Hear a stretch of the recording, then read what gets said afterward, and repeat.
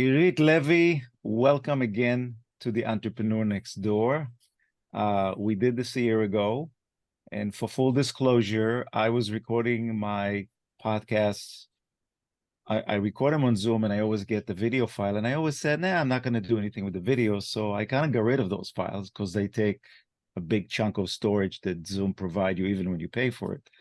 And about, I don't know, a few months ago, I said, why not have a YouTube channel for the podcast so people can actually enjoy watching me talk to my guests as I enjoy watching other people on YouTube. So I created the channel. It's going live, and they said, well, there's some guests that I want to bring back because I couldn't find the file. It's shame on me. I know why I couldn't find it. I deleted it because I didn't think I would need it, which interestingly might have some sort of a connection to what you do. I just thought about that, right? How I mean, this is like the story of my life, Elite. It's like I'm not a clean freak, but I like to organize, and I'll bump against something that I haven't used in a while. Could be a piece of paper, could be something else. I don't need it, so I'm gonna throw it out. And it never fails.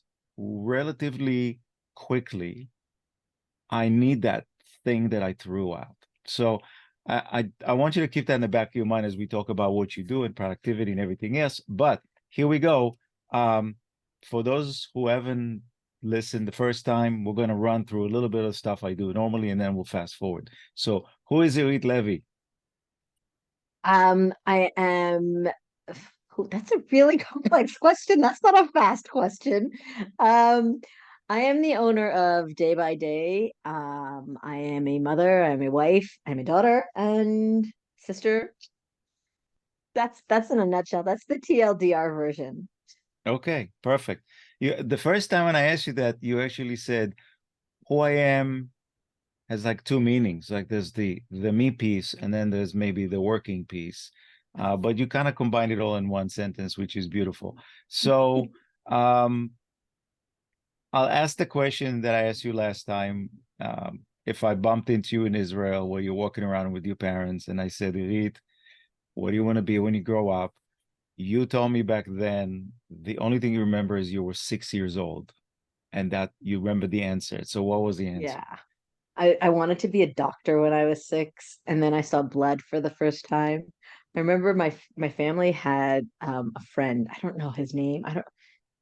Doctor, I want to say Dr. Mike, but it wasn't Dr. Mike. I don't remember his name. He was going to Cambodia to sort of like do something there with kids and whatever. It was this is in the 70s. It was very acceptable that people were like going to Cambodia to help doctors or whatever. And I was like, I want to be a doctor. But no, I saw blood and that was enough for me. And I never looked back. I would not want to be in the medical profession today. I admire people who are, but it's not for me. Okay, well, listen, my daughter's a doctor, but she's a radiologist, so there's no blood. They just look at people's organs all day. I don't know, whatever she does.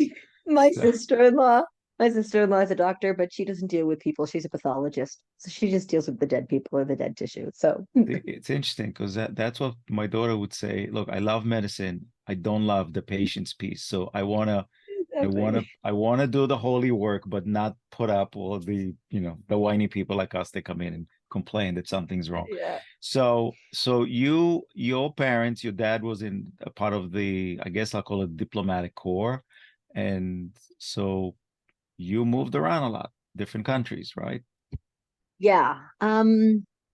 We lived really quote unquote hard countries, like we lived in the States, we lived in Canada, then my parents moved to London. So we didn't have a new language to learn. I started speaking English when I was 4. I count in English, I dream in English. So, it's a different culture every time. And I think the move back to Israel was harder every time rather than the move abroad. And then they were in Italy. That was the first time that it was a different language. But Mm. for me, it was never it there as a kid I hated it. But today as an adult, I see the benefits that I got from it.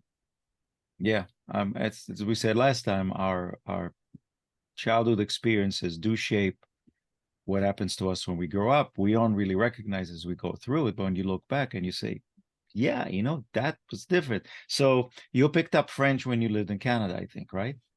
Yeah, I was in seventh grade, which is really interesting and hard to believe because my daughter is now the age that I was. No, my son is now the age that I was. My daughter's already older, and I had to pick up French in a year. I got there in grade seven, and when they had French class, I would take private recording. I don't even remember how I was studying French. It wasn't a private tutor. I was like teaching myself French basically, and I picked it up within a year.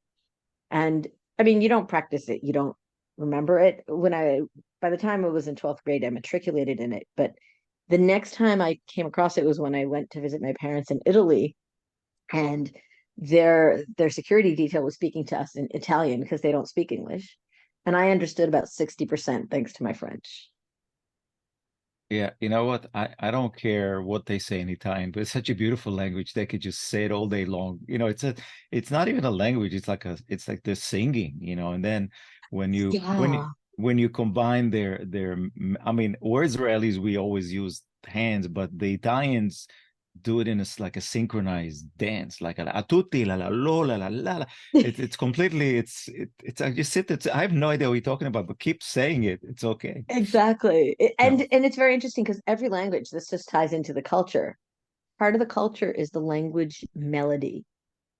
If you listen even in like English and English, American English versus British English, the way they say words, the tune of the sentence, and in Italian, it's just like you said, it's like a song, it's like an opera. It's just Yeah. beautiful. The thing that still fascinates me because I live in America is one day when I have time, I'm going to go study it and figure it out. But you can literally fly. You take a flight and you can fly a couple of hours south, and you get to the Carolinas, and or if you go down to Alabama and Georgia, um, I don't understand what they say. Right? It's just like and then you go up 3.5 hours for me to Boston, and I understand what they say, but they do speak funny because they just say like I parked the car, and then you go to the Midwest. It's like it's weird how the same language has different pronunciation. It's I don't know how. My point is I don't know how that happened. Like somebody spoke English and all of a sudden they separated, and now they speak English, but in a way that we don't understand sometimes. It's Yeah. weird. I went down a rabbit hole on YouTube for a while of this dialect coach, and he would teach how to get the same, like the R, the Bostonian R versus the Yeah. Southern R versus, it was really interesting. It's an interesting rabbit hole to go through. Yeah, to me it's a fascinating topic, just like how viruses spread. This is like, well, how did these dialects develop in different parts? I mean, who was the first person that said in Boston, "Park the car"? I mean, can we find it? Like, what happened? Yeah. So, It's also but I mean, we're laughing now about the dialects, but if you think about it, that dialect reflects a culture that's behind it. There's a whole culture behind, like the language is not just the English language. It's when you go down south, there's sayings that they'll say to you that you either understand or you don't understand.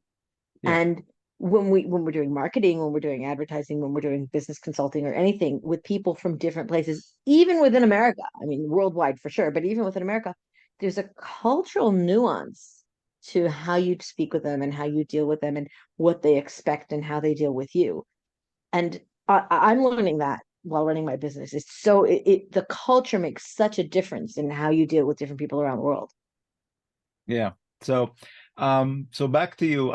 You said something interesting that traveling around the world and always coming to Israel was it was an experience, right? And I was just thinking about, yeah, because when I was traveling and come back to Israel, the experience was, oh wow, somebody just bumped into me. They didn't even say, excuse me. Like, oh, I'm back in Israel now. So it's like, yeah, you just pushed me off. You the stuff dropped off my shopping cart, and then I look at you, and then you look, ma kore. So it's a rude awakening, Yes. but that's what makes it special. So But as a so kid, you by the way, the experience was different. It wasn't the rudeness. It was actually, I found that the Israeli children, because definitely when I was a kid, we were living within, don't touch this. That might be a bomb. That might, like, you're very yeah, aware of the politics of the area, the regional politics, whether you want to or not, you're living it. So coming as a child to Israel was a lot more about, different level of conversation. Whereas in Canada, they were worried about what fashion design label I was wearing. In Israel, they were about, walking around the street safe. So So you wind up going to the Israeli army, like all of us. We have to go. It's a mandatory draft, and you did something that's still exceptional, even though we talked about a year ago. You became an officer in the army. Some people just go to the army, do their thing, and leave. To become an officer, you have to go sort of above and beyond. And I don't know what type of officer you were, but still, you earn, the bars, the stripes, whatever. You earn them. It's right. So why? I grew up. I mean, the fact that my father was with the diplomatic corps just says it all. I grew up in a very Zionistic home, in a home where you give to your country. My dad gave his entire life. Our family gave the entire family life to the country. So becoming an officer was just like, it's what was done. Like both of my siblings are officers. My sister even went so far as to be, to serve more and to sign on for longer. But it's just it's how we were raised. It's what you do. It's the right thing to do. Mind you, my opinions today are completely different, having done it and where I am today in my life. But at the time, this is what you do, and I had to fight to go out sooner rather than later because it was just so important to me to go. Hmm, amazing. So you finished the army, and look, it's one of the things. Like, I mean, I'm obviously older than you, but the template in I'd just like Israel to was, say I celebrated 50 this year. I say it with pride. So yeah, no, happy birthday, Mazel Tov. I stand by my statement. Um, so when I was growing up, yeah, we go to the army and then we come out and we go to the university for 3 years, not like four. And then by the time you're done, you get a job. And a couple years later, you're pushing a couple of agalot, as in like baby carriages. That was the templated way that most of yeah. us followed. And you said something the first time we spoke. You always go against the grain. Like, my favorite, because I'm a marketing guy, I say to people, listen, when a herd goes left, I go right, right? I didn't want to be one of those that finish the army, go to university, and then pushing baby carriages and then look to buy an apartment. And then, to me, it's like life is over. I wanted something different. So I came here to go to school initially. Um, you then, I remember you told me that, well, I listened last night, I listened to the thing again. Everybody was studying one thing, but you chose to go to business and communications, I think. So business and communication was on the rise at the time, but I was going to a college, not a university. And in Mm, Israel, that was relatively new. I was year three that graduated from that college that was approved and accepted. But when I signed on, year one hadn't graduated yet, right? They were in their third year and we hadn't gotten approval. And I come from a family where how things look has a lot of weight. It carries a lot of weight. mhm. And I don't care about how things look. Sorry, I just don't. I really don't care. And so it was really interesting because I wanted to go and study there. It was a hands-on program. It was really great. And it was very different than what was happening in the universities where it was just like a lecturer standing in front of you and telling you, read these articles and we'll talk about them next time. And maybe they do and maybe they don't.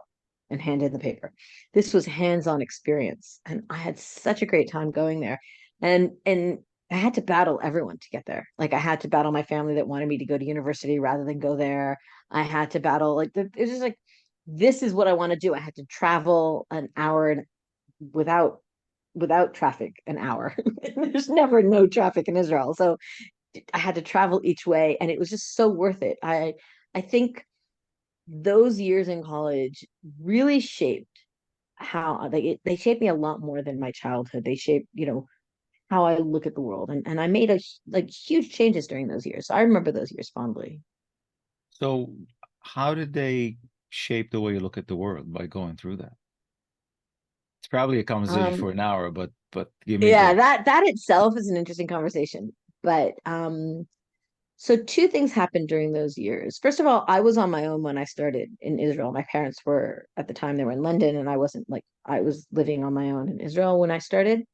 And so you make all these decisions yourself, and you learn this is you're after the army, you're now ready, you're working, you're now ready to start studying, and you start living on your own. There's no more bubble, right? And so Mhm. I had to choose my path. And by choosing a path that not everybody agreed to and not everybody wanted, it isolates you even more. And then you learn to be self-resilient. Then you learn to trust who you are. It took me a few more years to learn to love who I was, which is a different discussion in itself. But at the time, it was like I'm coming into my own. This is who I'm becoming. And another thing that happened around then in my life was, I mean, it started when I was 12, but it really happened to an extent then, was I became religious and I wasn't before. And so these two changes, these two shifts were happening. And you build your identity then. That's like that. Mhm. I really felt that that was the time that my identity started to build. So I was going to ask you that later, but since I like this free form thing, and something comes up, I veer. I guys take a side trip. Um, in the comment you made a year ago when we spoke, you said, I went to the army, became an officer. I don't know if I would have chosen it. I wasn't religious at the time, and I don't know if I would have made the same decision. And you also said I wouldn't want my daughter to do that anyway. Yeah. Um, for those of us who are secular Jews like me, who know people who, I'm gonna put quotes around it, right, became religious, and there's different phraseology around it. I think the born again sounds really cold and mechanic, so I'm not going to use that word. Became religious is probably the process that um this is probably another hour. We'll have to do more of these, but how does one go from not being to becoming religious? What is the turning point? If you ask my mother, it was when I was 12. I knew I was going to be religious when I was 12. My soul knew. I grew up in a house that was conservative, which is different than conservative today. But my parents taught us freedom of choice. And that's what I chose. They taught us the ritual aspect of Judaism, not the deep aspect. But I loved the rituals so much, and my soul was crying out for more. And in my 20s, I started studying it. And I remember the first Sabbath that I kept, the first Shabbat. It was uplifting because I felt I was doing something that really, really fed my soul.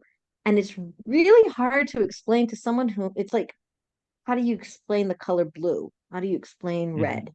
Right? It's like it's really hard to explain what the soul feels when you do something just for God. Just you're doing it because that's what the rule book says, and that's and how Jews lived for hundreds and thousands of years. And I remember that first Shabbat. It was just so special, and it was a hard going. There's a lot to learn.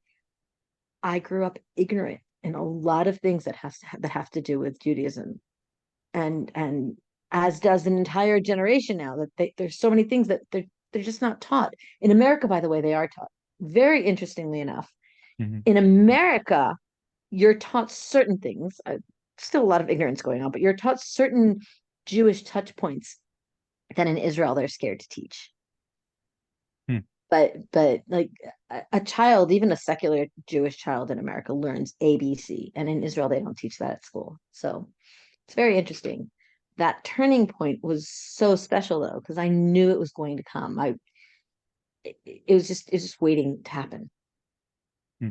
So, I mean, I know what you do, and we're going to get to this really fast because this is what the podcast is about. But I'm just wondering as I listen to you, because you didn't say that last time, whether this process of becoming religious and transforming yourself by studying it and sort of putting the pieces together of what it's like to be a Jew, we'll say that.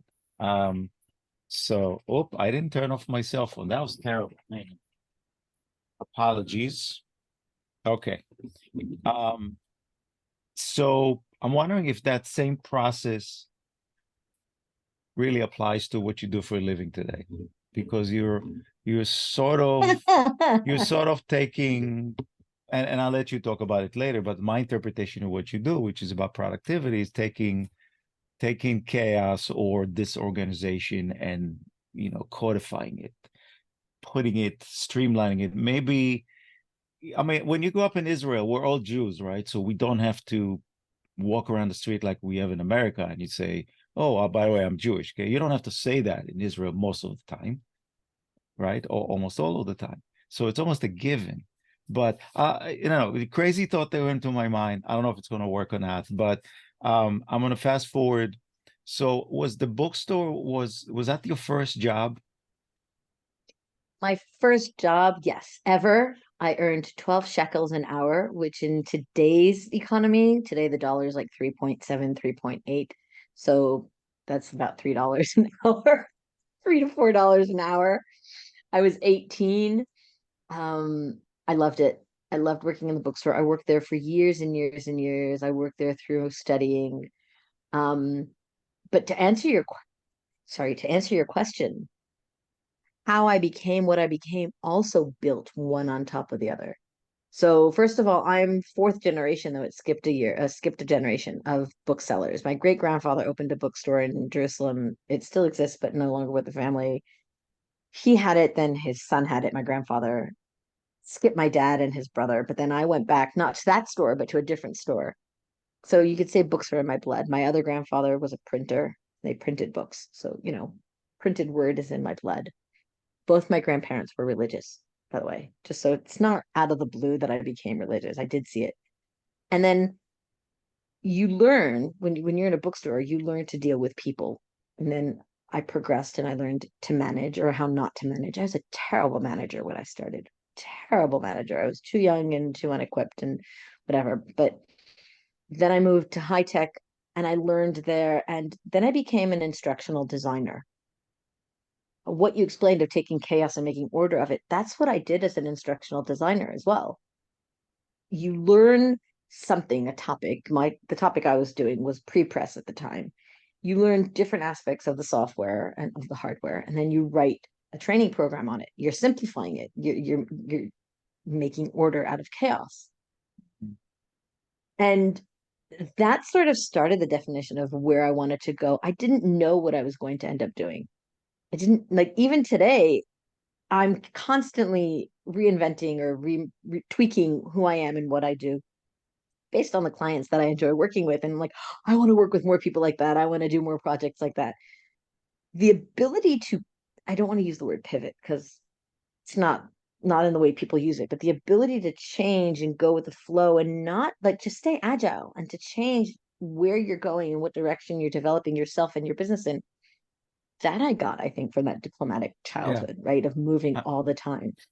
I think the word may be I'm with you. Pivot is one of these stuff that people like to throw on to pretend they're intellectuals, but I think it's more maybe adapt. Yeah. It's a form of adapting to whatever condition, environment, situation you are. I think it's one thing that us Israelis we're not quite born with it, but it quickly becomes an adaptive gene. The need to survive, right? Because you're a small country, and not just the political situation by surrounding by countries that want to push us into the ocean, but even within Israel, it's such a small country with way too many people, right? You need to find a way to maintain an identity, but also survive because it's so tough.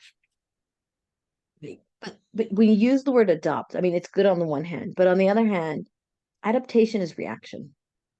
You're Yeah. you're adapting to something as a reaction to something else.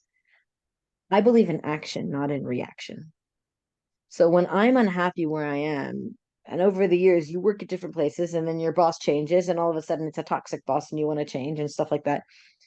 For me, when things got bad, I wasn't like, okay, I'll start looking for a job. Maybe things will get better. I'll take my time. No, no.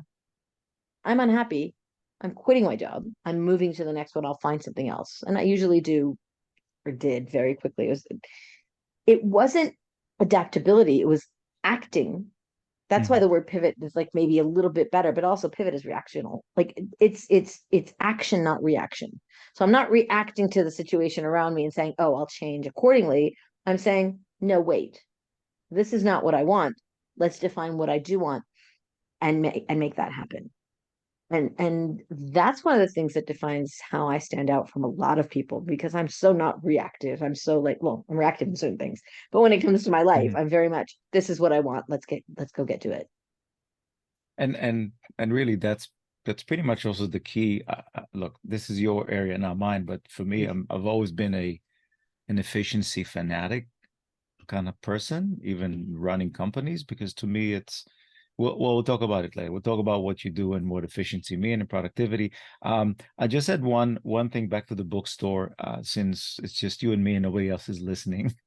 Um, I mean, I was an avid reader in Israel too, and then we used to go to the public library, and I used to ask the librarian, "What do you recommend?" And all I was interested in was thriller action books. That's my thing. But the interesting part is, to this day, if somebody hands me a book, I do what I've always done. I open the book and I smell it. Right? Is this a virus? Well, I mean, I'm not the only one doing it, but you were in a bookstore surrounded by books. The first thing we do when any new book comes is smell the books, always, since I was a child. Like in my grandparents' store, they had a lending library within the store. This was way back when. So we would be able to take a book, but we would have to read it like this so that there would be no crease. Yeah. And that first smell of the book, and books have like, and the more the book is like what you want, the better the sense. I've given it to my kids. First thing my kids do is they go, but one thing that I haven't given my kids and my husband has, the thing my husband, his favorite thing to do when he gets a new book is he'll open it and he'll go and he'll just like Oh, break it. break the Yeah. Yeah. spine. And I'm like, oh, but now I'm used to it. By now I'm used to it. It's like, yeah, Well, you let's have go to, break because it. it's easier to flip the pages, right? Well, Yeah, it's the sign of a good. good book is that it's been used a lot and that the spine is Yeah. broken. Yeah. So, I mean, there was What? something about older books that seemed like there's something about that smell. I mean, the new books, because in marketing, I used to go to the printer a lot. So they use that. I mean, there is a smell that would make you high, whatever that thing they use for the printing. But that wasn't it. I'm talking about the old books that had you almost like smell the many hands that touched it. Sadly, can't do it with the Kindle. Maybe some will come up with some sort of an add-on to Kindle that maybe sprays, whatever. Okay. So Gives you you spend that 50, smell. so you spend 50, I think you spend a bunch of years in the IT universe as an instructional designer, meaning you wrote training manuals. Um, and then COVID shows up March, I think it was March 2020, right? Everybody goes into lockdown. That's a turning point for you. You sell your husband. That's it. I'm starting my own company. Yeah, so the story starts about a year sooner. I stopped working when I had babies. My dream was, like, I got married late. My dream was to just raise my kids. And then one day my youngest stands in front of the door when everyone's gone to school and cries for 45 minutes that he wants to go to school. Next day, he's in school. I start looking for a job. I find a job. I'm there for 5 years. I work my way up. I'm a product owner. I basically running all the development and the testing and everything and the design, but I'm exhausted. I'm exhausted and I try and quit and they won't let me. And then February 12th, I think it was February, March, it could be January, February, but February 12th, I give notice. March 12th is my last day. March 15th, the world stops, basically. Or it could have been January, February. I've lost track. And I wanted to open my own company, but my husband is a government employee, and a government employees have a different mindset. Like his dream was to be a government employee. He wants that. I don't know that it's a cushy job, but that security of, I have a Mhm. job. I don't have to worry about finding clients and I could just do my job and then finish the morning, go live life in the afternoon. And I was like, no, no, I want to open my business. And the minute COVID hit, nobody was hiring. It was like the world went into lockdown. We had nothing to lose.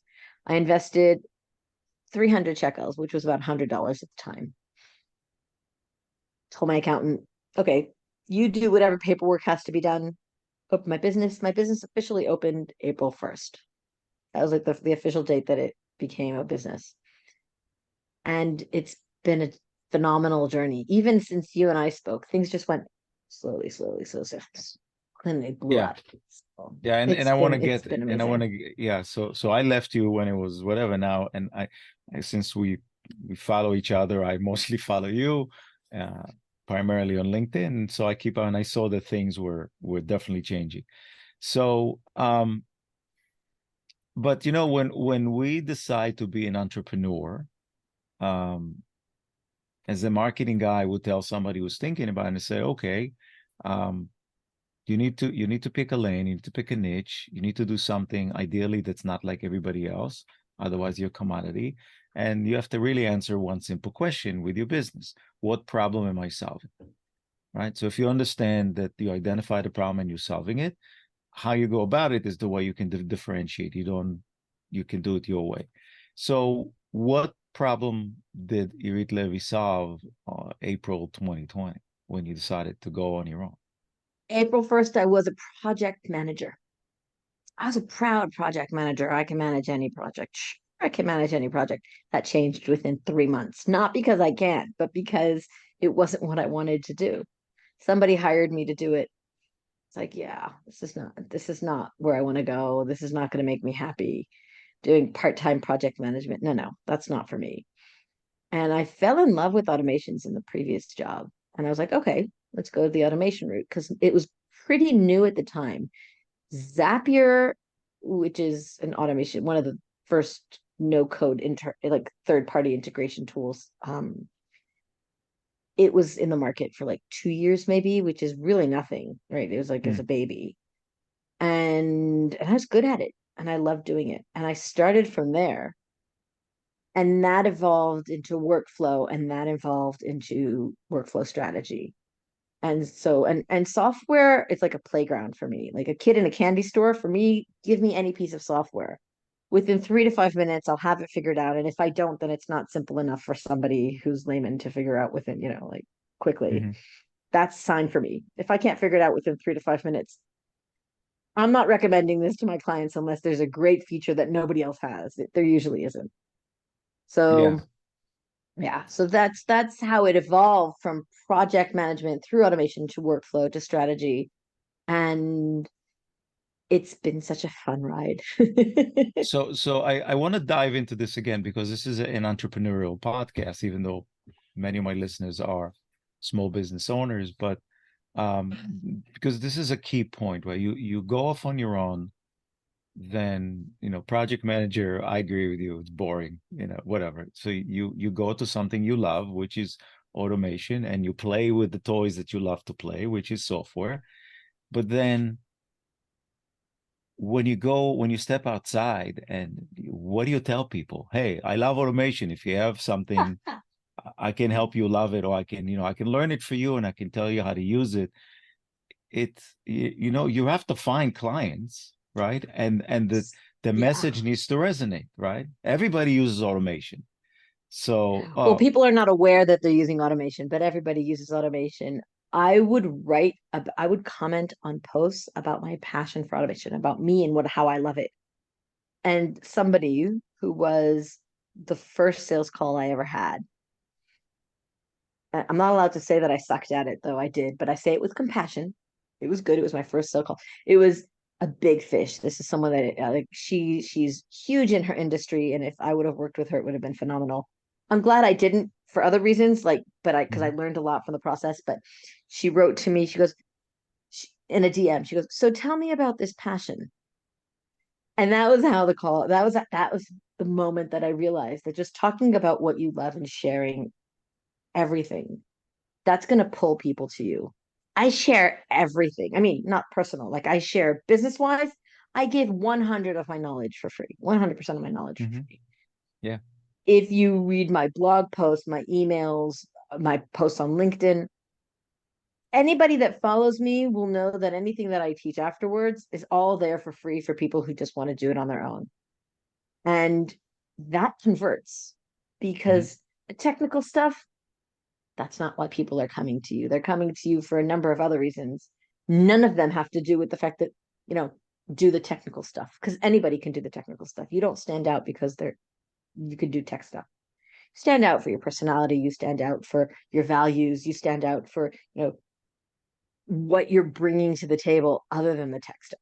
And every one of us is bringing something different. And that's why I have no competition because all the people that are quote unquote my competitors are actually like comrades. They're collaborators. That Mhm. they're a better fit for someone else. So I'll recommend that recommend them. Yeah, I think the way you define yourself, and since we're both in the business world, it's not so easy to define competitors in terms of what you do. There are people who are Oh impl no, there are a there are lot of people. people. Yeah, yeah. The people that can say, oh, I'm an expert in, MailChimp because this is something that you wrote about that got you exposure, or I'm an expert in CRM, or whatever the story is. Everybody's an expert. I was talking to somebody a couple of weeks ago, and I said, I'm the older guy, but you want to know something? I never use the word expert ever on anything I do. I really hate that word. I think it's garbage. But in the old days, do you know how we defined expert? That wasn't my definition. Somebody told me that, and it's true. It said an expert is anyone who's 50 miles away from home, right?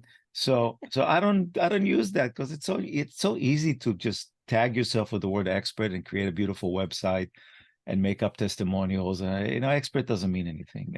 I don't care. No. If anything, I would say I'm a marketing specialist. Why? Because that's what I specialize in. Doesn't make me an expert. I don't even know what an expert is, neither a guru or evangelist and all the other crappy little words.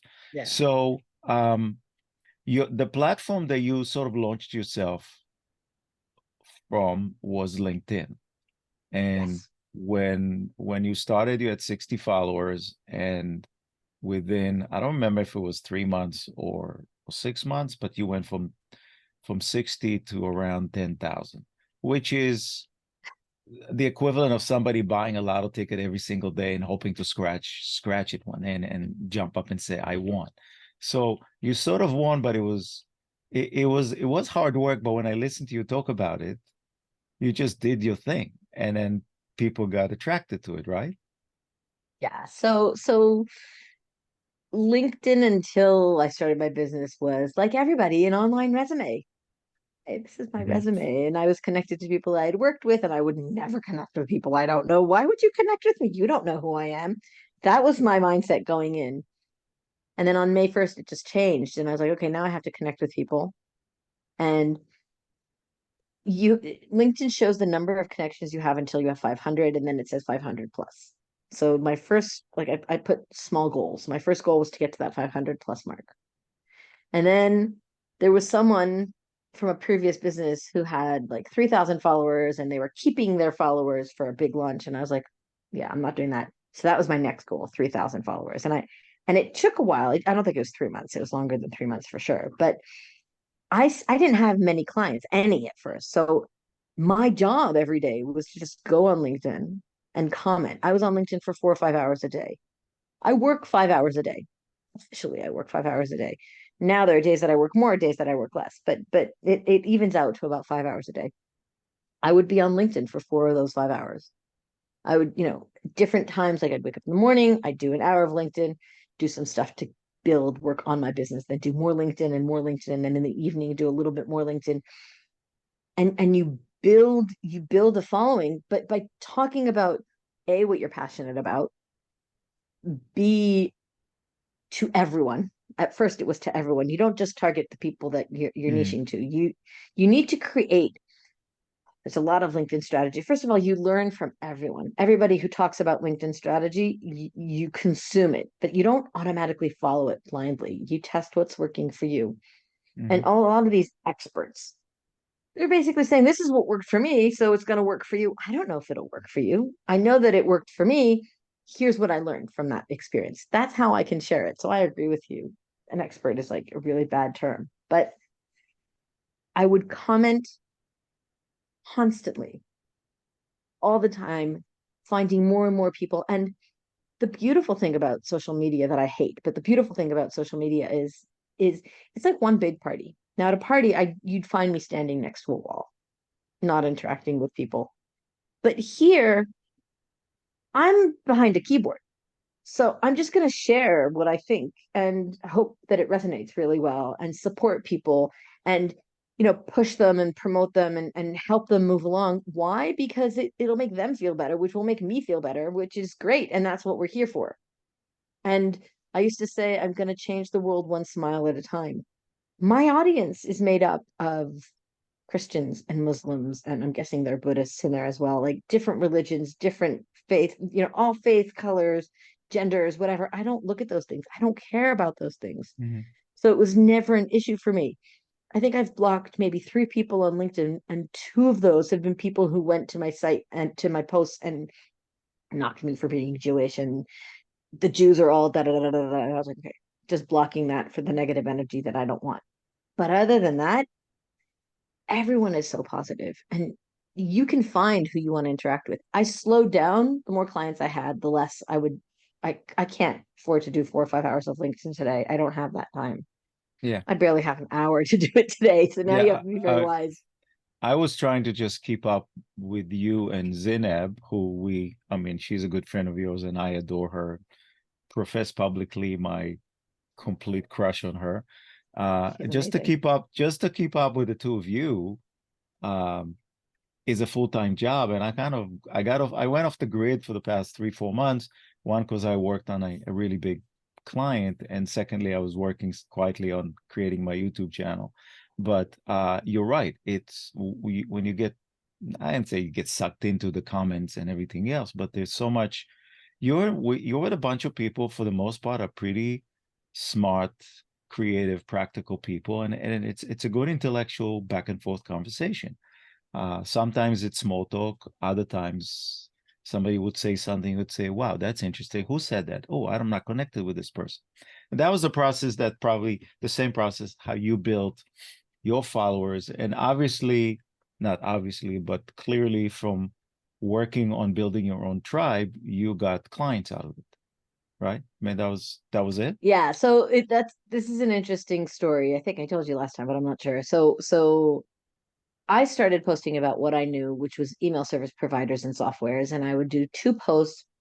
I created a workflow and I was testing different tools and I was writing about the tools. I knew up front what the final winner was going to be because I knew what I had chosen to work with and I knew what I didn't like, which was MailChimp. So every post was knocking MailChimp and saying how great ActiveCampaign was. And after, I don't know, 6, 8, 12 posts, somebody wrote a post saying, who knows MailChimp? And like six people tagged me. Now, mind you, I said how much I hate it, but Yeah, six people tagged me. it's weird. And that was Yeah, the first dollar that I made. That was the first dollar that I made doing a newsletter for someone on MailChimp. It had nothing to do with what I wanted to do, and she caught on to that pretty quickly. But that started it. And that's when you see, wait a minute, I can really make money off of this. I can make money off of LinkedIn, get known for something. So some people are known for their selfies, some people are known for pizza, some people are known for, I don't know, a piece of clothing that they wear. I'm known for software and automation. Somebody said to me the other day, about a month ago, somebody said to me, I'm on a lot of Slack groups and WhatsApp groups, and there's not a conversation about software that happens that your name doesn't come up. Like, okay, you know, that's it. That's what I wanted. That's what I was yeah, working towards. That's success for me because it's not about the money. yeah. And that's what when Seth Godin wrote, he's my guy. I've been following him for 30 years, love him to death. Um, he wrote one of the early books. He wrote The Purple Cow. The other one was, I think, Ideas That Spread, right? That's why he was always so a visionary about what marketing is. To this day, whatever he wrote about 25, 30 years ago is so powerful today. Some people might dismiss it. Oh, he wrote a book 25 years ago. No, this man was a visionary. He knew how marketing would work, and it is working. So in your case, it's not ideas, but it's your contributions that spread and your name recognition. Um, I sort of did the same thing with my podcast. I committed to not spending one penny on promoting it. And I said, look, if people like my style and like my guests, or mostly not famous people, not celebrities, then they'll talk about it and it will grow, right? And I'm not wasting money, not wasting, I'm not going to start spending money on it. God knows there's so many podcasts out there, especially during COVID. Everybody and their cousin, fourth time removed, decided podcasting is what blog writing used to be when we were growing up, right? Oh, you want to be famous and get SEO? Write a blog. Okay. Kind of You want blog. to get you want to get business, become a podcaster. Not so fast, buddy. There's thousands of podcasts out there. So for me, it's working. And how do I know it's working? Because now people are pitching to be on my show. And I said, okay. right? I don't accept everyone. I still study them, and I want people that have a unique story, not just people that are looking for me to bounce off my platform, which is not huge, right? Because that's part of the podcasting business piece. But um, so you launch and LinkedIn works out, and you said, well, I found out I can actually make money out of it because I love automation. Um, but behind the automation piece is a problem you're solving, right? The problem you're solving is not learning how to use ActiveCampaign, MailChimp, or HubSpot, right? There Right. is a deeper problem behind it. Everybody can subscribe or buy something on a 30-day demo and play with it. What is the problem you're solving? I kind of know it because I go through it also, but go ahead, you tell me. So it really depends. Like problem changes as the business grows, but every business goes through different processes. Whether you know it or not, you have a process for something. The automation is a piece of that process. So if we take, for example, a sales pipeline, if you're selling a service, somebody or a coaching service or marketing service or whatever service that you're selling, somebody reaches out to you and they go, "Hey, Zev, I'd really like to, hire you to do my marketing for me." Okay, let's meet. So you have to schedule a call with them. You schedule a call with them. The call goes yes, no, maybe. You have maybe another call, or you send them a proposal.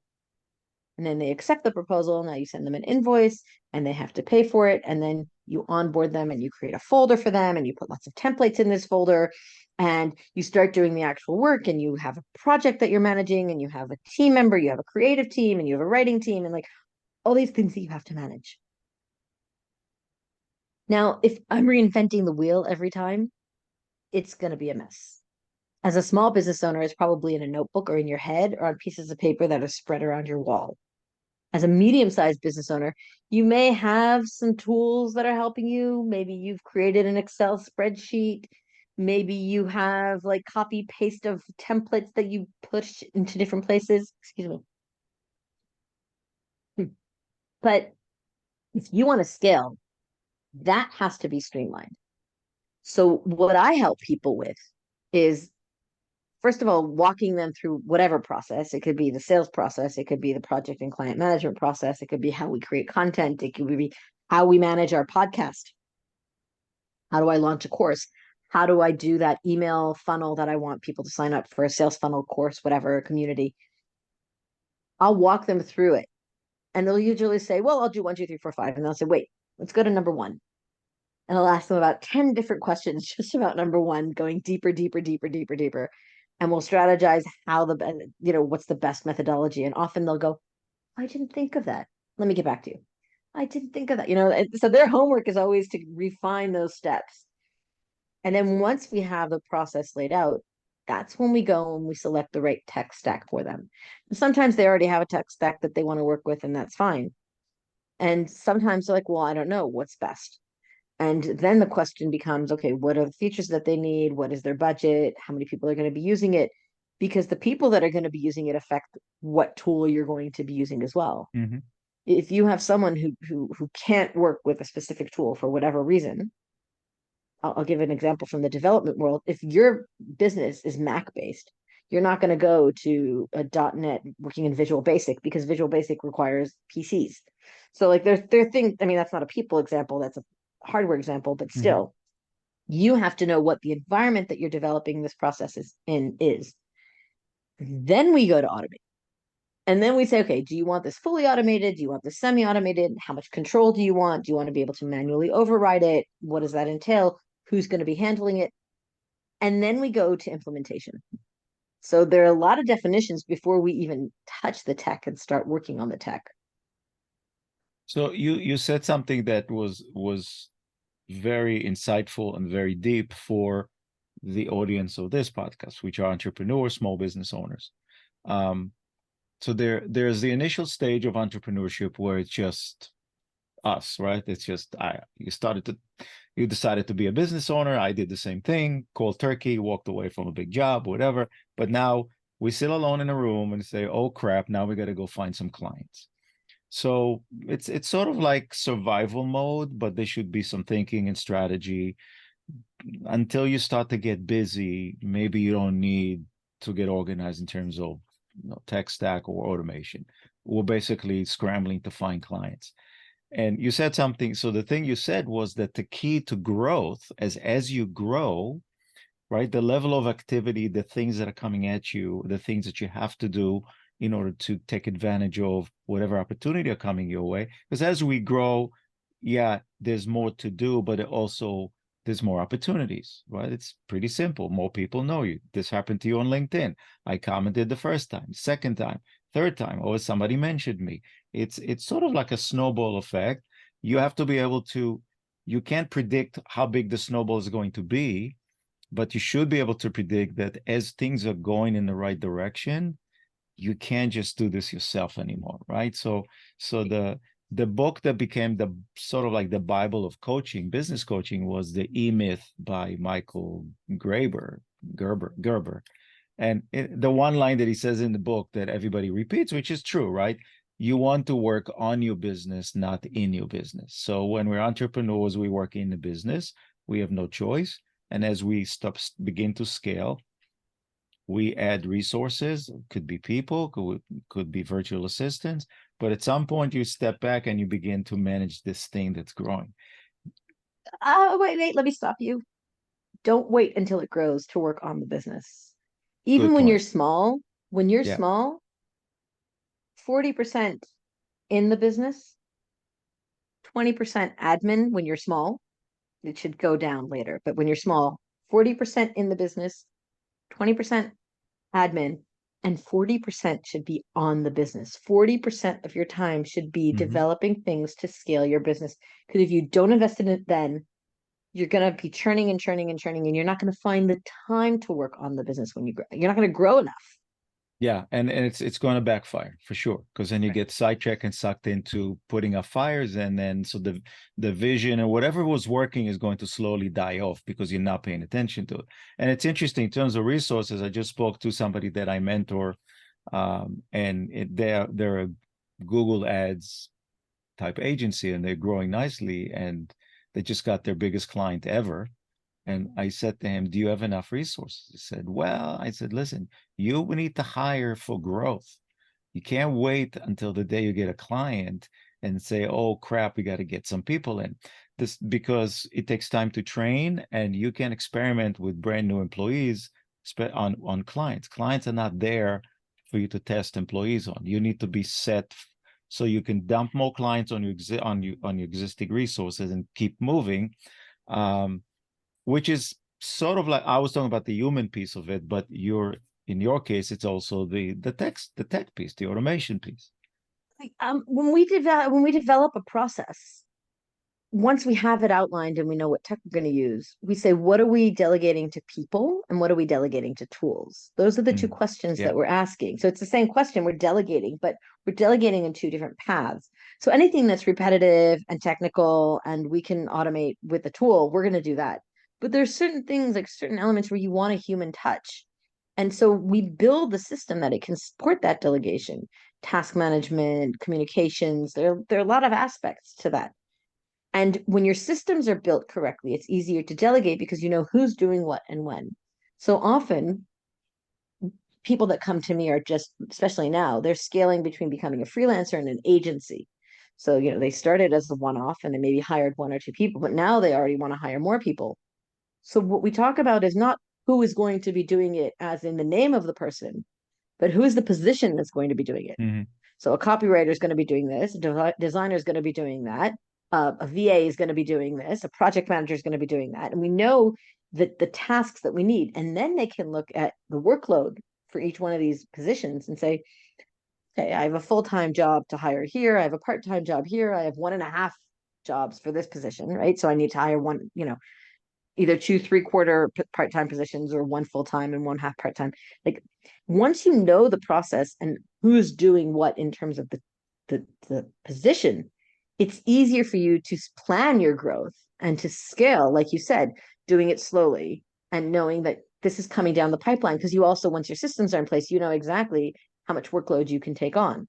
And when a new client comes up and says, well, I want you to start working, and you're like, no, with my resources, you have to wait for 2 months. Like I can only Mm-hmm. start in 2 months.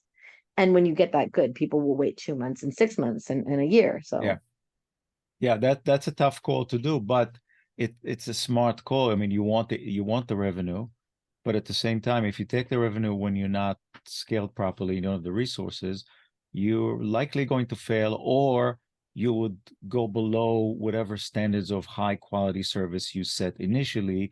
And then, so what do you get out of it? Okay. It's not something that's going to be referable, etc. So there is the thing about scaling up and having resources, I mean, you're talking about, you map it out. You ask the questions. How do we do things? Who's doing this? Who's doing that? Okay, let's lay this all out. What are we going to automate? What are we not going to automate? What are we going to do as a hybrid automation with human intervention, etc. And one of the things that I've seen in my career in business, that was like the thing that annoyed the crap out of me. And I'm going to use a four-letter word. And even though you're a religious woman, can I use a four-letter word? I can. you do what works for you. I Okay. I don't tell anyone Here what it is. to do. I'm just kidding, because the four-letter word that I really, really dislike immensely is busy, right? The Yeah. busy is the root of all evil, because what happens is, if you should hire for growth, but if you do this too early, then people are sitting around, even if they're remote, right? And you go into this frenzy of, I gotta keep them busy. I'm paying them. And then they start to do menial work and nonsense, which is pointless, right? So I think your lane is, you said something else. Some of your clients are transforming from an entrepreneur, solopreneur, into a larger scale. Larger could be whatever, agency, two, three, four people, and then you go from there. So um, I think I get what you do. I think you explained it pretty nicely. The thing that when I spend time on LinkedIn and I see everybody and they're posting, so you post a lot, and Zena posts a lot, and some other of our friends, and I said, wow, every day. I usually get to yours before Shabbos, because you're like my inspiration, even though I'm secular, but it's like you always start with the stories, and it's I always love them. But it's a lot of work, and I always thinking, if you're relying on LinkedIn to generate revenue, you really have to stay out there, right? You have to be visible all the time, because if you drop, someone else is going to be visible. Isn't that like challenging? So first of all, as you grow, you become less dependent on one platform because you get word of mouth. And also I have a YouTube channel that's constantly developed, and soon to have TikTok. I mean, the videos are ready. I just have to upload them. And I have an email marketing list and that I'm developing even more than it was before. So it's not just one channel, one platform. But the secret to posting daily is, for me, and it was even when I was doing it in a notebook, but this is true, is having a database and batch creating. So I don't always write my posts on the day. I actually usually don't. I'll usually create them in advance, Hmm. and I'll write about a topic and I'll go deep into that topic. And I have pillars that I talk about. And I have a huge database, and it's separated into my personal page, my company page, the emails I send out, the sliders I create, the audiograms that I have, like the blog post that we write. There's the videos that we create. Like, it's a huge database. It takes forever to load. No, just kidding. But writing daily becomes a habit, and it you have to stay out there, yes, but you also have to know to set boundaries. For example, today I didn't have time to engage at all, which is really, really bad. I still posted. I posted something, I engaged for a few minutes, and I had to go. It is what it is, and you have to give yourself slack and teach and treat yourself with compassion. But on the other hand, you also have to know that part of the work that you want to do is marketing. And if you don't want to pay for paid ads, which in today's social media world, I see very little justification for people in my size business to do, then you have to work at organic. It's part of working on the Hmm. business. We said 40% working on the business. Marketing is working on the business. It's driving more revenue into the business. Um, my entire marketing budget this year was blown 3 months into the beginning of the year because I did a rebrand. Not my entire, but most, like 80% of my marketing budget was blown on it. Totally worth every penny. not an ad, just a rebrand. But now when I write about it, people are the responses and the discussions that are being had, and it was up for an award, so that was another discussion and whatever. Is it worth the investment? Way more than pay per click or whatever the CPCs are and whatever. It's like for me, that's the best investment ever. LinkedIn is still that main channel that I have to work at. But now that it's already more or less, I can't say set because if you Yeah. disappear, people will forget you within a day. But now that I have my routine, I can focus on, okay, let's build more here, let's build more there. I outsourced my emails. I just hired an email strategist who's phenomenal, absolutely phenomenal. That's going to go expand next year when I re-get my budget. Um, I'm going to hire more people to help me with content. Why? Because content sells. Content is what drives people to you, and you're top of mind. There are three types of people in my target audience: those that are going to do it themselves, whether I give them the data or not; those that are going to try themselves, spend hours on it, probably fail, Mm. and then pick up the call to call me; and those that are not going to even try and do it themselves that are going to call me. I want to be top of mind for all three, because the first ones, the ones that do it themselves, as they grow, they might not want to spend the time doing it themselves anymore because they're wise enough to know that they want to outsource it. They've gotten all their free information from me, so now they'll just hire me. This is not Hmm. just true for me. This is true for any business owner that shares their knowledge. This is how I believe you drive traffic to you. Just keep giving of what you have. So I've two more questions since one is and they're going to be related. Um, when I listen to you and the things that you do, things that you love, you do things that you're good at, right? Take a piece of software, 3 to 5, 10 minutes, whatever, you get it because you wired into the interface, so you know how to get it right. Um, but as you scale up, the one thing that's not duplicatable, I don't know if that's even a word, is elite levy, right? Right. So in particularly in, and by the way, I faced the same thing. So I'm a really good business coach, and before the COVID days, I was juggling 5 to 6 clients, and that was insane. 12 to 14 hour day work. I loved every minute of it. But as people always said to me, why don't you hire other people? And I said, I can't. It's me. I have my style of diving and digging into every client's business. I can't teach that. It comes from years and years of experience and intuitive sense. And as I used to say to my graduate students, the reason I stand in front of you is not because I'm smarter than you, is because I've made more mistakes in my lifetime than you've been alive. That's how I got better at what I do. How do you duplicate Irit Levy in order to, at some point, you're going to hit a ceiling, right? So that's a wonderful question, exactly where I am today in my business. So there are a number of ways to avoid the ceiling. And as you scale, you have to hit those points. I think all of them. So at first, you're doing a lot of one-on-one, a lot of meetings, a lot of, okay, it's me. I talk to you, I do the strategy, then I go, I do the implementation, then I write the blog post, then I write the email, then I write the LinkedIn post, then I'm doing everything. Then you create a group program or a community where it's one to many, not one to one. Hmm. So that's one way of breaking that glass ceiling, because with your time, instead of reaching one person, you're reaching 10 people or 20 people or 50 or 100, depending on how you structure it and what you're doing. Not possible for every business, but definitely possible for a few businesses. For my business, I found a great program. It launched, it was a real success, and it's launching again in October. And it helps people who want to do it themselves, don't want to pay for one-on-one, and they do it in a group environment. There's accountability. There's like, it gives a lot of value to people working with others. That's stage number two. Stage number three is learning to let go. And that's where I am now. And it's easier to let go of my email strategy, my blog writing. I'm not letting go of LinkedIn. I write all of my LinkedIn posts. I do all my engagement myself. I understand people who don't, but for now, I'm doing all of it my own. But because it's relationship based, not for any other reason. But you let go of all the surrounding pieces, right? The graphic work, the Yeah. development, the design, the you let go of that. But then it comes to the actual work. So there are two ways that you can decide to grow. There are three options. Option number one is don't scale. That's it. That's where I want to go. That's as far as I can get.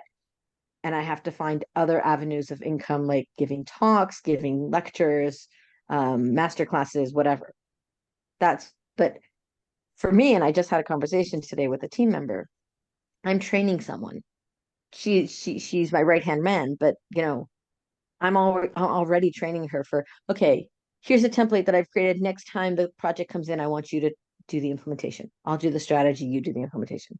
But I'm training her and doing it how Mhm. I would have done it. And she's very much like me. So, and she wants that. So it's letting go of certain things, even if you really love doing them, it's letting go of them. And it's training people as you're scaling. And you mentioned this before. Don't wait until your back is to the wall in order to scale and to grow. Don't wait until you need to hire that employee to hire them.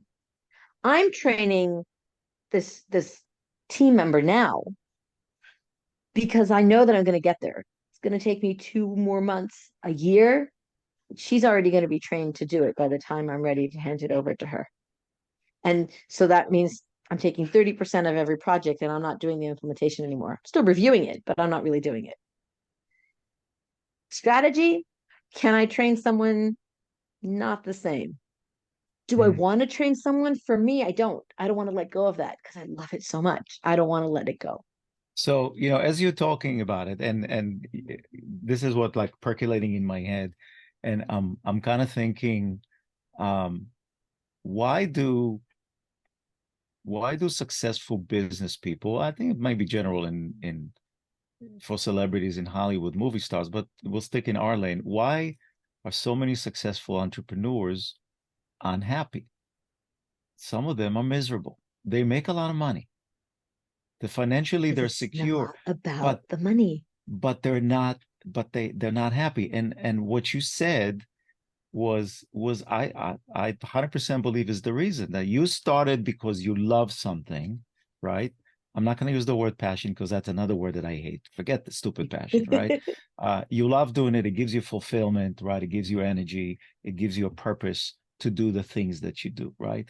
That's the stuff that drives you. And then as you grow, if you really delegate all of it, and all you wind up is walking into a beautiful office with a big leather chair and you watch 5 screens and you see all the revenue stuff comes in, you get bored. I mean, what else are you going to do with yourself? And I've seen it firsthand with people that I worked for. The last guy that I worked for, that we grew his company from 3 to 15 million. I always said the guy doesn't know what to do with himself. I mean, we had a great team. I was kind of running the company. He was always asking questions. And I said, what are you doing with yourself all day? I mean, so you're holding on the strategy piece, the piece that I can't teach anybody, and I don't think you can either, is the innate knowledge and experience you have in the strategic discussions and building the strategy, in taking all this crap that the company is involved in and putting it into some sort of a logical sequence so you can see the forest from the trees. It's tough Yeah. to teach that, right? You have that, but that's also the thing that It makes you happy in doing what you do. If you take that away, then what are you going to do? You're going to become a project manager, which you walked away from. exactly. Yeah. So that's like the story of the fisherman that the guy comes and goes, "Do you like to fish?" He goes, "Yes." He goes, "So why don't you expand?" He goes, "What do you mean expand?" Well, sell the fish instead of eating it and then make money and then buy more boats and then make more fish. And Yeah. and then in the end, and he goes, "Well, what's the purpose?" So that you can go fishing at the end of the day, because that's what I'm doing now. So money is not like, I really shortened that joke, but money is not the end all and be all. It's far from it. And the idea is to keep what you love doing. But as you were speaking, I had an epiphany moment of, how can I answer him? How can I teach who I am? Or how can I delegate more of what I do? And the answer is, imagine if I had someone sitting with me on that initial call with a client where I ask all the questions. So it's a 2 hour call. It's a really intense call. Mhm. We go through the process deeply. And I have one of my team members sitting in on that call. And at the end of the call, when we hang up with the client knows exactly what they have to give us, like their homework, what they have to send us. And I turn to the team member and I go, okay, they're going to send you ABC. This is what you're going to have to implement it with. This is what you're going to have to follow up with. Let's meet again after that.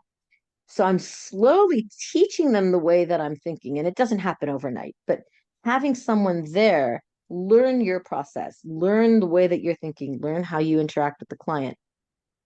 It can be taught. I don't know that I want to give it up, but as I'm talking with you, I'm like, oh, but I could give up more than I actually thought. There is a way to sort of delegate even more. Keep that first call to yourself because you love it and that's where you shine. But then have someone on your team already on that call. So they're in the loop from day one. They don't have to watch a recording. They're in the loop. They're part of the conversation. The client knows them because they were there. And now there's this Mhm. interaction going on and you're there, but you're not 100% in there. You're only 70%, 60%, 50. You lower it more and more. You keep what you love. You hand over what you can. You train them on the job slowly, not when you need it, way before you need it. Yeah. And again, And keep what you love. I agree with what you said. Don't and sit there in an and office going, no. we also have to be very careful of this. And then I'm going to jump to, I have so many more questions for you, but we're running late. Um, the thing that we have to remember as entrepreneurs, especially if the things that you and I do. So I'm a business coach, you're automation specialist, whatever. Um, People hire us. They don't hire the people that That's work your for mistake. us. That's the Well, mistake no, many no, no, no, solopreneurs no. make. Yeah, yeah. But initially, the sales call, the engagement, the connection with the person who's a decision maker, they're hiring me. They're hiring you. They're not, you're not promising them that you're going to do all the work. That's not the expectation. So my point is, you have to be smart enough to not disappear from the connection, right? And all of a sudden hand it off. So I will tell you that when I'm in business 12 years, so it was maybe, I don't know, maybe 9 years ago, I came across someone, I'm not going to mention his name, really an indirect way, because I was looking for a direct mail, a creative way to do direct mail, and came across. And so this person did what I thought was crazy, but he was really successful, right? He would, it's a brilliant marketing guy. He would go to association meetings in Vegas and all that different, not particularly niche, but whatever. Could be the Jewelers Association, could be the Plumbers Association. And he would get on a stage and he would do his shtick for about an hour, and he was very engaging, and he had the art of presentation. And at the end of his presentation, whatever it was, he always brought his assistant with him. And at the end of the presentation, he said, look, my assistant's over there in the corner. If you have any questions. And people will literally line up and say, I want to hire you. I need a business coach. You need to help me grow, right? And he would literally just rope him in like in a fishnet, right? And he'll come back, and he had a group of mentors, coaches that he employed us as 1099 contract employees. All of us were, each one of us was specialists in different things. I was the marketing guy. There was somebody who was a finance guy. There was somebody who was an HR guy. And depending on what the needs of this particular client, he would then, so this is the crazy thing. Like, so he would have the discovery call with Irit Levy, who fell in love with him during the talk, sign you up for a 3 to 6 month contract at a decent amount of money, promise you things will be okay, then turn around, call me and say, I have a client for you. Okay. And completely hand off the client to me, and I will do the work. And I was just said, look, I used to say to him, dude, you just gave birth and gave the kid up for adoption. Like they hired you. And in the first call that I had with every one of those clients, they said, who are you? Oh, I thought I was going to work with him, right? It, That's where the problems start. That's where the problems start. That lack of transparency. My marketing materials, my marketing messages is turning more and more. It's not quite there yet because I'm not quite there in my business yet, but more and more I'm mentioning my team. I'll say me or one of my team members will do the implementation. If you don't mention it to the client in advance, they will throw you. He could have trained you to his methodology down to a T. But if the client doesn't know that he's going to meet with you, that client's going to be disappointed from day one. And he's always going to feel gypped because I hired him and I got you. And you could be the Yeah, best coach to the world. Doesn't matter. you're right. Doesn't And matter. look, it was 3 years later that he actually developed a manual this big about the process. But anyway, so you chose to we'll go fast now. You got to a point in your business where you felt the need to rebrand. Why? Oh, this is an interesting story as well. So about a year ago, I had reached a level in my pricing where I was resenting my work. I was doing work. I didn't feel I was getting paid enough. I set my own pricing. When I say I didn't get my own, I didn't feel that I was charging at the I'm rates that I'm I was. there. Yeah. So I was like, I resent doing this work. I don't want to do this work for this little amount of money. That's wrong. There are people doing less quality work for way more. I was like at a block. I just hit a mental block. And I was looking for a coach at the time. And there was this one woman that I really wanted to work with who's a money coach. And I knew she was going to be expensive. And I was like, do I spend the money? Do I not spend the money? This is business money. It's not home money. This is money in the business. So it's like from the business. It's not like coming Mhm. out of our family budget. And I scheduled that discovery introduction call with her. And then I raised my prices by 80%. I hadn't met with her once yet. I just scheduling the meeting with her, knowing that I was going to deal with my money blocks. I raised the prices by 80%. I worked with her officially 3 months, but there were holidays in the middle. There was like vacations and stuff. So it spread out about 4 or 5 months. And when I raised my prices, I redid my packages as well. I worked on my packages for 3 months. August, September, October. September was, I think, or October was the high holidays. August was vacation with the kids. And then September, I was mostly working on my packages. And I repackaged everything. And I was like, my messaging has changed. It's not what's on my website right now. It's not hitting the right notes, not hitting the right target audience. It's not hitting the right, ICP. This is not my ideal client. I need to change my messaging. And add to that I had a phone conversation around December with someone who is a coach for someone who is now my client. And he's like, do you do ABC? And I'm like, yeah, sure I do. And he's like, oh, because it's not on your website. It's like, I've got to rebrand. Like, it's not, my messaging is not coming across. My LinkedIn is, because my messaging on LinkedIn was up to date with my packages, but my website was just not hitting the right notes.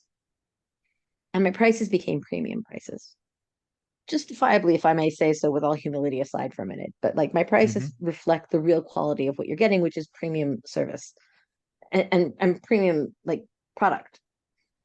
And so one of the last sessions that I had with my money coach, who's Debbie Sasson, I'm just going to give her a shout out because she's phenomenal. And if you can have her on your podcast, trust me, you want that. Um, so I said to Debbie, yeah, I need a new website, but it's really expensive. A new website costs what I want. It's tens of thousands of dollars. It's not like hundreds of dollars. It's really expensive to do it right. And again, she works on money blocks, and we looked at why I didn't want to spend it. And then at the end of the session, I was like, yeah, you know what? I'm going to do it. And then January, I started looking for a copywriter and a designer, and it took 6 months from the minute I said, okay, I'm doing it, until I got to the end where I launched it. I launched it in the end of June this year. And I've gotten messages about, are you reading my journal? This is me. Are you in my head? You probably hear this a lot, but you're talking about exactly what we're going through. Like getting messages like that means, okay, now you're hitting the right target audience. Now you're hitting their pain points. Now you're getting to who you want to serve. I am happier for it. My pricing reflects what I want. It's gone up since that 80% increase already again, Mhm. because it had to, but because of what we changed in how the structure of what we give. And I have to say, it's like that's part of a business progression. You can't stay with the same design and messaging and think, okay, I'm going to do low level design and messaging, but I want to get high end service, high end clients. It doesn't work that way. Yeah, so it's a brilliant insight into the world of entrepreneurship where you get to a point of success and it's an inflection point where what you ought to do is say, if I matured and what's the next step, or am I in a plug and play kind of mode where, we keep going, we keep going. And you're absolutely right. The first thing that I do when I work with anybody is I go to their website. I've been doing not as a developer since 2000 when they first came out, and um, have this intuitive sense with no matter what website I go to, I can tell everything I need to know about the company and the owners by going to the website. It's the wording they choose, it's the layout, it's you can because that's one thing that every business owner is intimately involved with. It's their website, right? It's the holy grail. So when you go to the site, you can tell a lot from it, right? And very often I would say to somebody, your website says, "Oh, really?" I said, "Yeah." "When's the last time you looked at the website?" "Oh, we're busy. We haven't looked at it." I said, "But the universe goes there first, right?" You understand? Yeah. That's the first point that everybody goes to. And there are things. So the word that I learned years ago, which was kind of weird, but it's called congruency. You have to be congruent, meaning walk the walk, talk the talk. Your website needs to be as alive as you are in the business, because if it's just a templated workplace garbage that you expect people to just come in and sign you up, not going to happen. So Yeah, well, but just one second, I have to answer you on that. go, go, go, go, go. Somebody said to me, this is true. If you look at any person who says I do LinkedIn lead generation and they have Right. 3,000 followers, not 300,000 followers, that's going to hit a bad note. If you go to a marketing agency and they have a really bad website, you're going to go, I don't want to work with these people because this is what they do for themselves. They're not going to do any better for me. My website had to reflect who I am. I've been told my website is the online version of me, and that's what we were going for. Yeah. It's fun, it's playful, it's like and a client said to me, he goes, "We went to your website. We knew what we were getting into before we even started this meeting. Like we knew exactly because your website reflects what you're giving us. If your website doesn't, then it's outdated and it's doing you a disservice rather than a service." Yeah. So I call that you had me at hello aspect of the website, right? So when your ideal client winds up on your site and they read and watch and it resonates with them and they said, "She gets me. She truly understands what I'm challenged with, what I'm losing sleep over. She truly gets it." That's really the only thing that you need, that we need, to Yeah. open the door to have a conversation with someone. Because if it's just templated phraseology or trying to pretend to be smart, not going to happen. So I can't end the podcast about um, automation and productivity and efficiency and scaling without asking you, and we can keep it brief. Of course, I'm keep looking at the clock and I'm saying, okay, it's an hour and 20 minutes. You know what? I'm so deep into it, might as well make it an hour and a half. What do I care? Most podcasts are an hour. So I'm with you. I'll break the rules. If Yeah, my somebody kids are opening and closing this door every few minutes. I don't know if you hear it. They're opening and closing this No, door. But I yeah, go ahead. this time That's I know, fine. but tell him it's that same annoying guy from last year. But so, Elite, we can't end this without your input, observation on AI, right? It's a disruptive technology, pretty much what the internet has done to our lives. Everybody's talking about it. I don't want to sound boring about, oh, everybody's gonna lose their job. From your universe and what you do, where does AI fit in? Good thing or a bad thing? I love the question. I'm not a huge fan of AI, but when I say that, I'm not a huge fan of the AI as in ChatGPT. People going to ChatGPT and saying, okay, wait, how do I write this prompt? What do I want? Write me a LinkedIn post about no, no, no. I I think you can use AI as a tool, just like we use the internet as a tool, but it is not instead of the human head, the human Mhm. mind.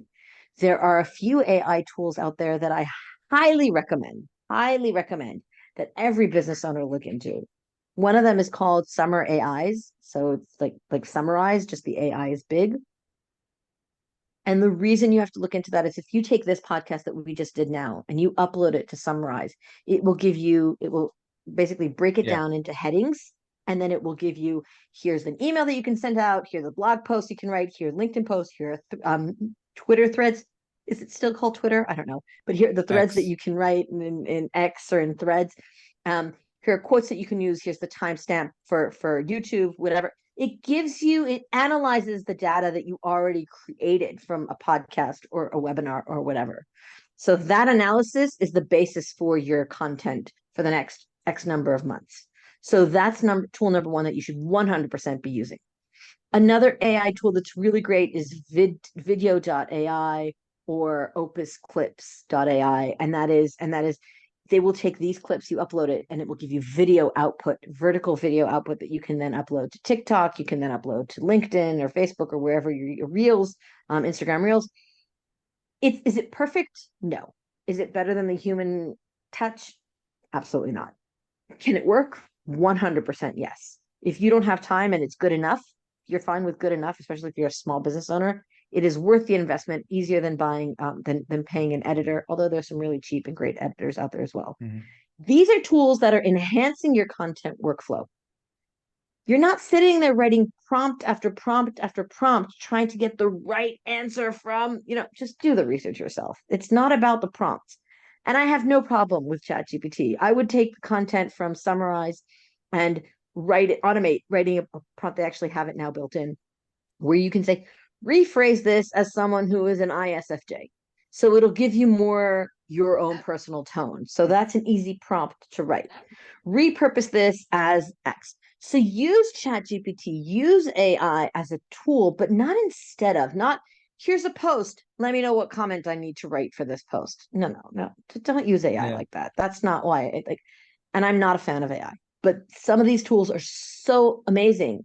They will give you a great starting point. They will push you forward a little bit more. Yeah.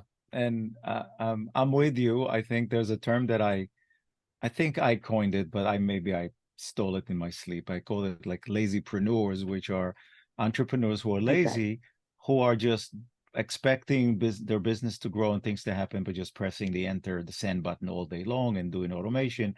It doesn't work. So I've experimented with AI 2 years ago before it blew up. I was early adopted to Jasper because I do a lot of content writing and came across and Jasper was phenomenal. I never used the copy and paste feature, but it took something I wrote that said, okay, rephrase it, write it in a better way, and it gives you ideas of or angles of things that maybe you've missed or better way to approach something. And Jasper was great because they constantly asked for feedback on the output, and it got better from day to day.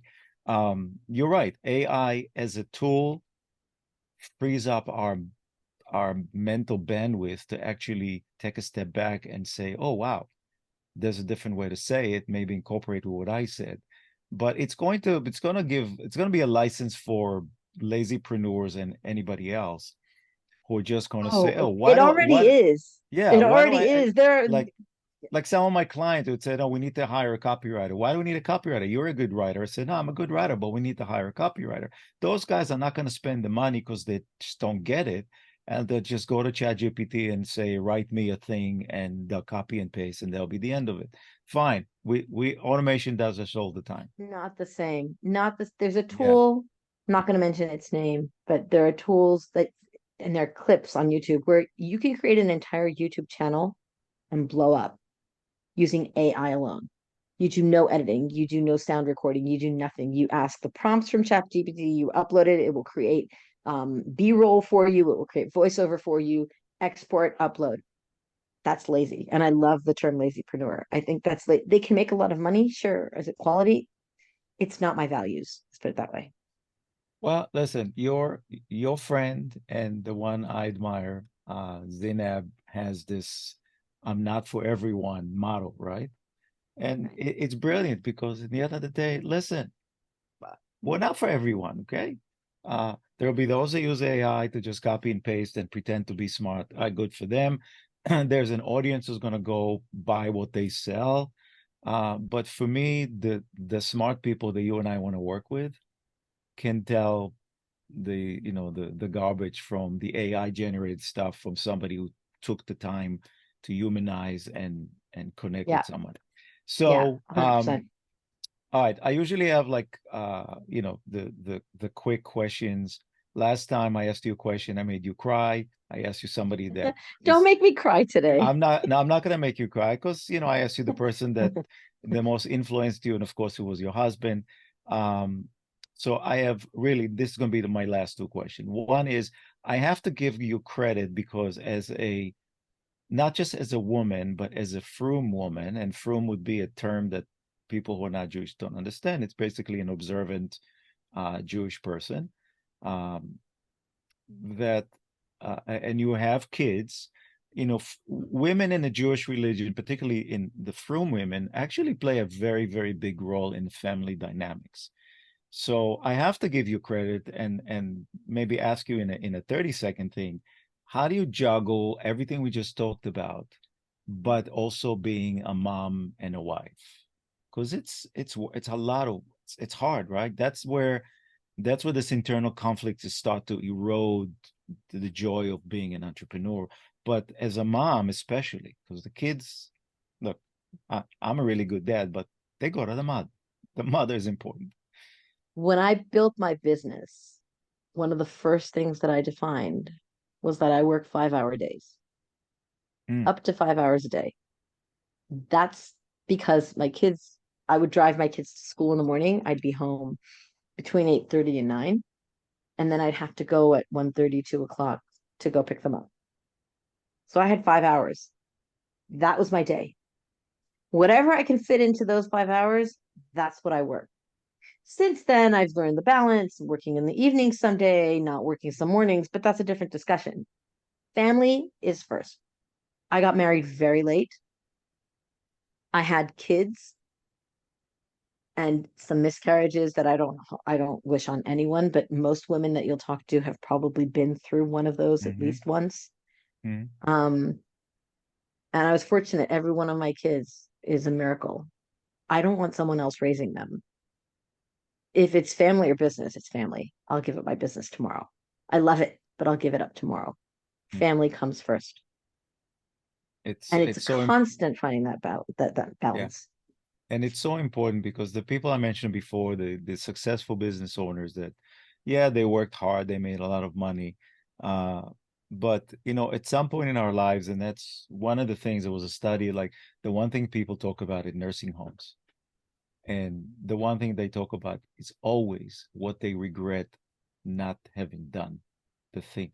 And so you don't want to get to 80, 90, sit in the diapers on a wheelchair and regret not spending time with your kids and not putting family first as you have. And I think that's one of the reasons why so many of these successful business owners are miserable because they missed their kids growing up. They weren't there.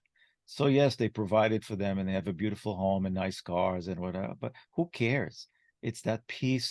Yeah. You can't replace that, right? I mean, so if you're going to be a Yeah. And parent, and you've lost the relationship with the kid because you didn't build it when they were young. So now they're not interested when they're old. yeah, and I'm like you. I worked really hard, but with every company I ever worked with, especially the one I spent most of my career with, I said to, I don't like the word boss either, my employer, look, I'm going to work my ass off for you, but there's one thing you need to know. Family is first for me. I have two kids. I'm never ever going to miss any event in their life because of work. So he said, but what if we have a trade show and I said, then I'm not going to go. If it's my son's birthday or my daughter's birthday, or if it's a recital or if it's anything else, I'm not going to miss it. Okay. Anything other than that, open. This is sacred for me. So, and you know what? I managed to be in business for 30 years and traveled all over the world. And I'm proudly saying I've never missed anything in my kid's life except one thing when my son, who was chosen as the number one saxophone player in New York State, is a jazz musician. And they form a group of all the top musicians, and they all did something called the New York State, the all state jazz band, and he was picked to be one of them, and he was first saxophone. When that concert took place, the day before my dad died, and I had to go to Israel to bury my father, and I didn't even tell my son that Zaba died. I just said, I'm stuck in Europe. I can't come home. And that's the only thing I ever missed. And you know what? I look back and I don't regret it because this is, if you're gonna be a parent, then that's what it's about, right? It's not about the money piece. It's the that connection is so precious. You can't replace it. And if you miss it out, if you miss out, Right. yeah, you're gonna think. So, Iri, if I gave you a giant billboard in Times Square after everything we spoke about, what would you put on it that will resonate with people that walk by who are in our universe of entrepreneur business owners? One thing on the big billboard that they will look and say, "Oh wow." I know I didn't tell you I was going to ask you that, but it's okay. Oh, you didn't tell me. That's Intuitively, spit it I have a out. You don't have com to. so my Yeah. conflict is because there's my values, that's one thing, but then there's my business. And in business where I am today, there's a song, there's a rap, I don't remember, Wear Sunscreen, I think, and he goes, do something that's one thing that scares you every day. I don't know that you need to do something that scares you every day, but definitely step out of your comfort zone. Like Okay. in life, just generally. I like to do something that scares you every day. Um, that's awesome. We'll end with that. Irit, we this is going to be my longest podcast. I don't care. It's great. I mean, Right. this was great. And for people who want to truly understand the journey of a successful entrepreneurial woman who's also puts family first, this is what this was about, and hopefully they will be inspired. I know many will. I hope so. My next victim is to drag Zina back to my podcast because I listened to what we did, and she's got so much more I want to drill into. Plus, I She's talk too much. amazing. Plus, I talk too No, much. I mean, I reflect back on some of the early podcasts and said, you know what, you got to just you talk too much. Let them speak. So I'm trying to improve no, from. no, no, no, no, no. So a good podcast host needs to find that balance, and you do need to speak because otherwise, if you're not speaking, then all you're doing is giving people like me the stage, but you're not giving yourself any stage. So there has to be that balance, and I do expect the podcast host to speak because it's like a conversation. It's not an interview. So Yeah. So that's I I mean, like how sometimes much you I speak. go. I got lots of stories. Sometimes I get sidetracked with one of my stories and said, look, it's not about you. So just shut the hell up. So I get it. But for me, like, listen, I'm a believer in what's called continuous improvement. I do this on my personal life and my professional life. You're never good enough. You always take a moment, look back, and see if you can improve or what you've done wrong. Or doesn't have to be anything major. So that's okay. That was my self-criticism on some of my earlier podcasts.